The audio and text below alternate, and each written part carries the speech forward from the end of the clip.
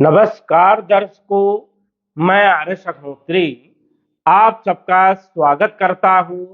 दर्शकों, आज हम बात करेंगे 12 वर्ष के बाद हो रहा है बड़ा बदलाव। जी हाँ, 2 जून 2026 से लेकर 31 अक्टूबर 2026 तक का जो ये समय है, वर्ष का सबसे महत्वपूर्ण समय है। इस समय का यदि आपने फायदा नहीं उठाया तो मेहनत कोई काम की नहीं। ये जो समय है बहुत महत्वपूर्ण समय है। इस समय का फायदा वृषभ राशि वालों को जरूर उठाना चाहिए। तो आइए विस्तार से जानेंगे कि किन क्षेत्रों पर क्या आपको लाभ मिल सकता है, क्या आपको करना चाहिए, क्या नहीं करना चाहिए, क्या सावधानी रखना है, बचाव के लिए क्या उपाय करना है, विस्तार से जानेंगे। तो आइए जानते हैं। उससे पहले यह समझिए कि यह फलादेश चंद्र राशि पर आधारित है। नाम राशि के आधार पर भी जान सकते हैं और लग्न राशि के आधार पर भी जान सकते हैं। तो आइए जानते हैं। ये जो आप कुंडली देख रहे हैं, जून 2026 की कुंडली है। सौर मंडल में ग्रहों की स्थिति इस प्रकार से रहने वाली है। सूर्यदेव आपकी राशि में गोचर करेंगे 15 तारीख तक। बुध देव अपनी ही राशि में गोचर कर रहे हैं शुक्र के साथ। यहां पर लक्ष्मी नारायण राजयोग बन रहा है। गुरु उच्च राशि में 2 तारीख को आ जाएंगे आपके तीसरे भाव में। गुरु का उच्च राशि में गोचर कई सारे क्षेत्रों पर विशेष लाभ देने का काम करेंगे। वही केतु की बात करें तो केतु आपके चौथे भाव में सिंह राशि में गोचर करेंगे। राहु आपके दसम भाव में कैरियर के भाव में, और शनि आपके एकादश भाव में मीन राशि में गोचर करेंगे। मंगल अपनी स्वयं की राशि मेष राशि में गोचर करेंगे 21 जून तक। अब इन ग्रहों का प्रभाव हमारे किन क्षेत्रों पर रहने वाला है और जो ग्रहों का बदलाव जून के महीने में हो रहा है उससे हमें क्या लाभ होगा। तो सबसे पहले तो हम बात करेंगे आपके राशि के स्वामी के बारे में, शुक्र देव के बारे में।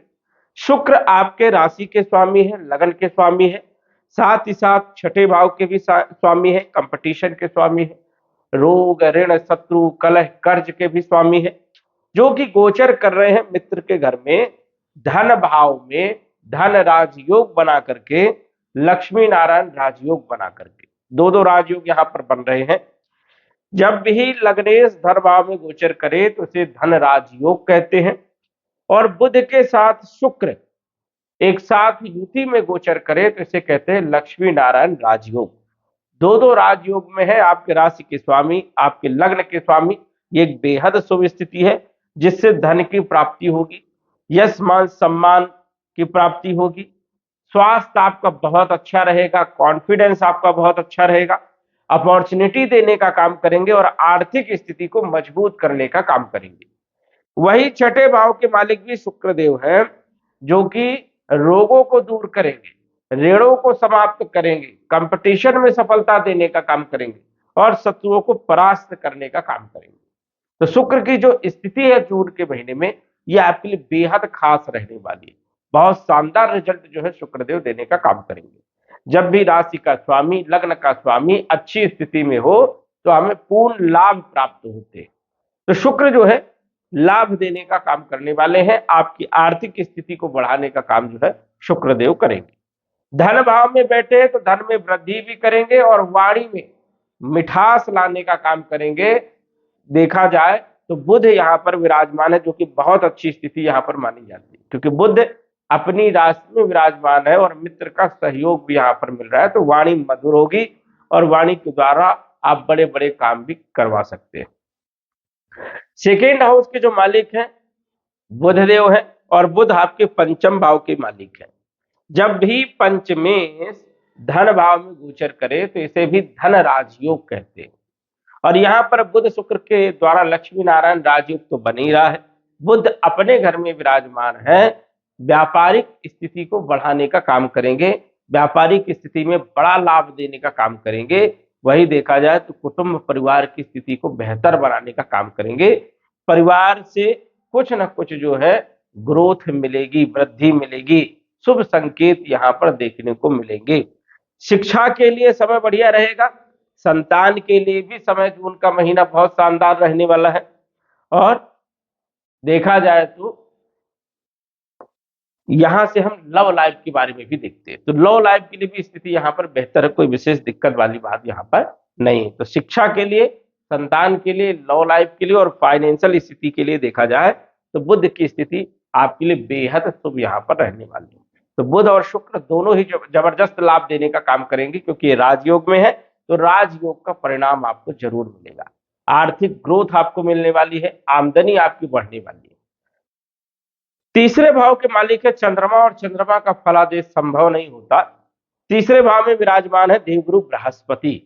अब बृहस्पति 2 जून को अपनी उच्च राशि में, कर्क राशि में गोचर करेंगे 31 अक्टूबर 2026 तक। गुरु का यहां पर गोचर बेहद लाभकारी माना जाता है। गुरु तीसरे भाव में बैठ करके बल पराक्रम में वृद्धि करने का काम करते हैं, कम्युनिकेशन के क्षेत्र पर एक अच्छा प्रभाव बनाते हैं।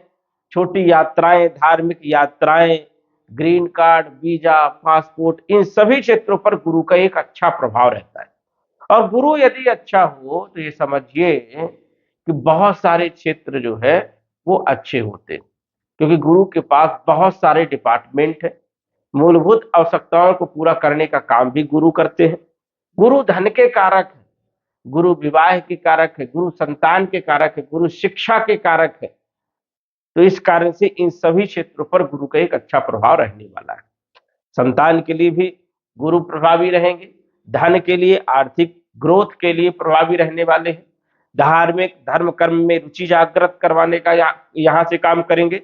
और यहाँ पर विराजमान होकर के 5वीं दृष्टि जब सप्तम भाव में पड़ेगी, तो जिन लोगों का लंबे समय से विवाह नहीं हो रहा था, चिंताएं बनी हुई थी, विवाह के रिश्ते जुड़ नहीं रहे थे, वैवाहिक जीवन खराब हो रहा था, तो उन लोगों के लिए वरदान साबित होने वाले हैं देवगुरु बृहस्पति। जिन लोगों का व्यापार सही ढंग से नहीं चल पा रहा था, उतार चढ़ाव बहुत ज्यादा थी, कई लोगों का नुकसान बहुत ज्यादा हुआ, उन लोगों के लिए गुरु जो है वरदान साबित हो गई। तो ये एक अच्छी स्थिति। पार्टनरशिप में मनमुटाव था या पार्टनरशिप सही ढंग से चल नहीं रही थी, तो गुरु पार्टनरशिप को भी बेहतर करने का काम करेंगे और विवाह का योग बनेगा, वैवाहिक जीवन बेहतर रहेगा, पार्टनरशिप अच्छी रहेगी। इसके बाद गुरु की जो सप्तम दृष्टि है भाग्य भाव में पड़ेगी। भाग्य भाव में देवगुरु बृहस्पति की दृष्टि भाग्य को उन्नति करने का काम करती है। ये दृष्टि बड़ी शुभ मानी जाती है। तो कहीं ना कहीं भाग्य का साथ मिलेगा। लंबे समय से भाग्य का साथ नहीं मिल रहा था, मेहनत ज्यादा कर रहे थे लेकिन सफलताएं नहीं मिल पा रही थी, तो अब गुरु जो है भाग्य को जगाने का काम करेंगे। लाभ भाव में अपने ही घर में गुरु की दृष्टि होने के कारण लाभ होगा, आय में वृद्धि होगी, आमदनी बढ़ेगी, आर्थिक उन्नति बढ़ेगी। तो ये बहुत अच्छी स्थिति है। आय के माध्यम देवगुरु बृहस्पति लाभ के मालिक है, तो कहीं ना कहीं जो है आय में वृद्धि करेंगे। अष्टम भाव के मालिक भी देवगुरु बृहस्पति हैं और एकादश भाव के मालिक भी देवगुरु बृहस्पति हैं, जो कि इच्छाओं को पूरा करेंगे। अचानक जो सटल प्रॉब्लम आ जा रही थी, जो धन फंस गया था, रुकावटें जो आ रही थी, वो स्थिति अब बेहतर बनेगी, काम बनेंगे। गूढ़ ज्ञान, ज्योतिष, तंत्र विद्या, समाज सेवा में आपकी रुचि जागृत होगी। तो ये स्थिति आपके लिए बेहद शुभ रहने वाली है। देवगुरु बृहस्पति 31 अक्टूबर तक आपके लिए बेहद शुभ स्थिति में आए हैं, जो कि कई सारे क्षेत्रों पर लाभ देने का काम करेंगे।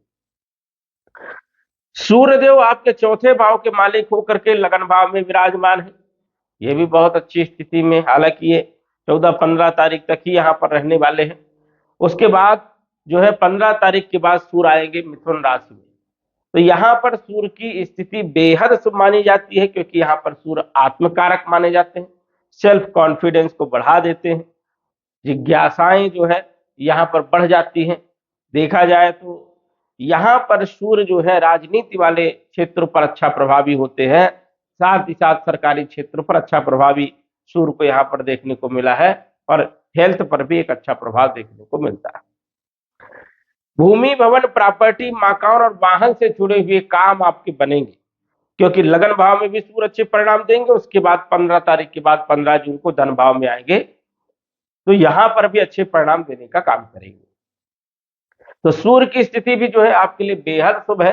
जून के महीने में केतु यहाँ पर विराजमान है, जो कि सपोर्ट करने का काम करेंगे। यदि प्रॉपर्टी खरीदना चाहते, वाहन खरीदना चाहते, मकान बनाना चाहते हैं, तो समय आपके लिए उपयुक्त है।